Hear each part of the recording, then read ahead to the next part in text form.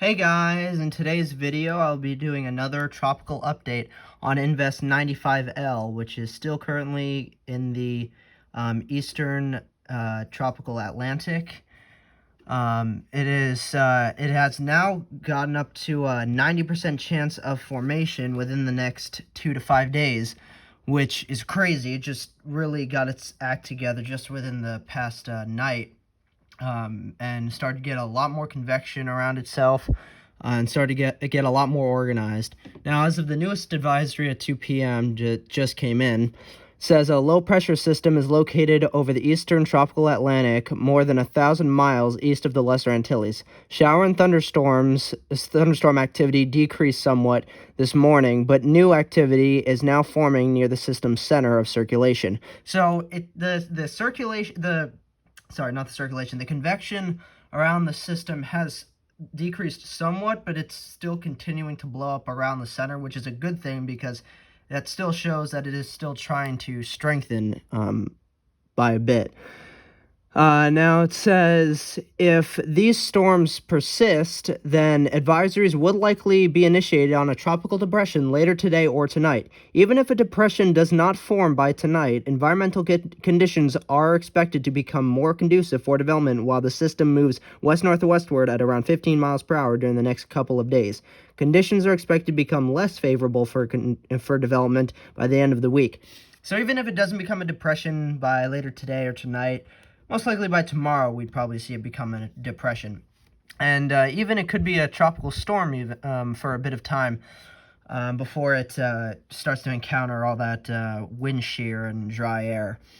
Now, the biggest question mark with this system is if it could potentially traverse both the dry air and wind shear, and, of course, where it will go. It most likely looks to go north of Puerto Rico, so that would technically pose more of a threat towards the U.S., especially the East Coast.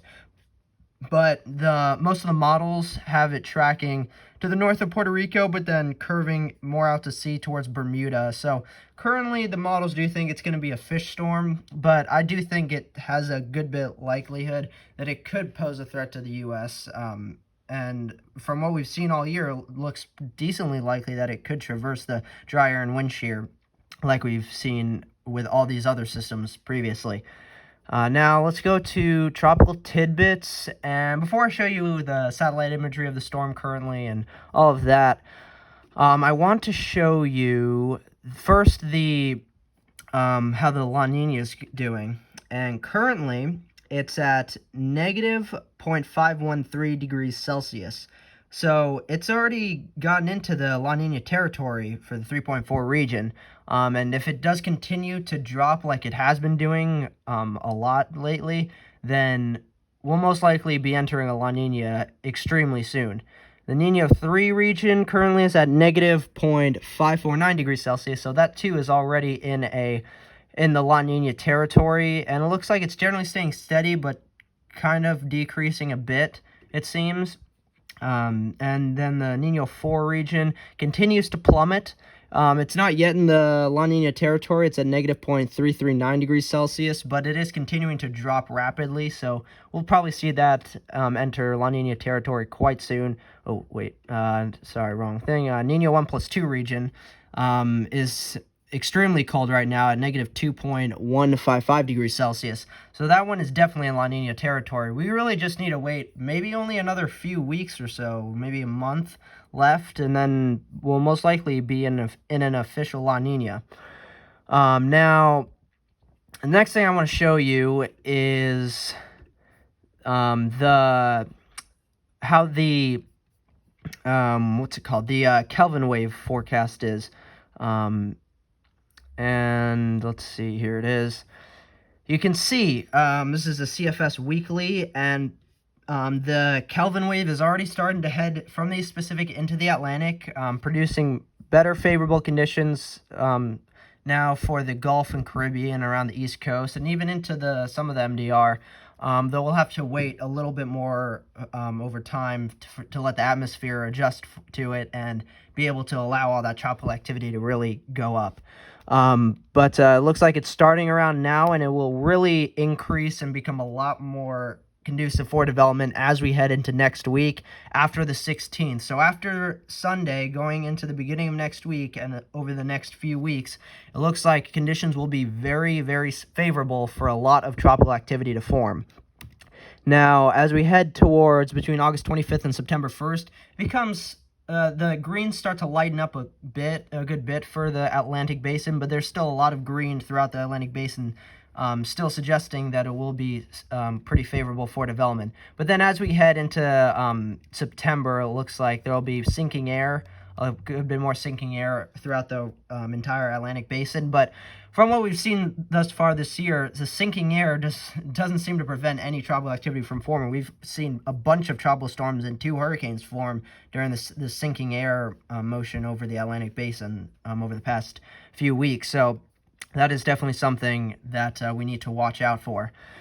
Now, satellite imagery for Invest 95L, which, and by the way, actually, just real quick to mention Alita. Alita is now a Category 2 hurricane as of the currently, so it's continuing to strengthen, and it looks like, though, it will die out, though, over the next few days. But got to a Category 2, which is very cool, very fascinating. You can see that current convection for 95L, it had a lot of great convection, just a massive blob of convection, thunderstorms around the center, and then it started to wane a little bit, but then we started to see a lot more convection blow up on the ends here around the center. So it looks like it's still trying to sustain itself a bit with convection and strength.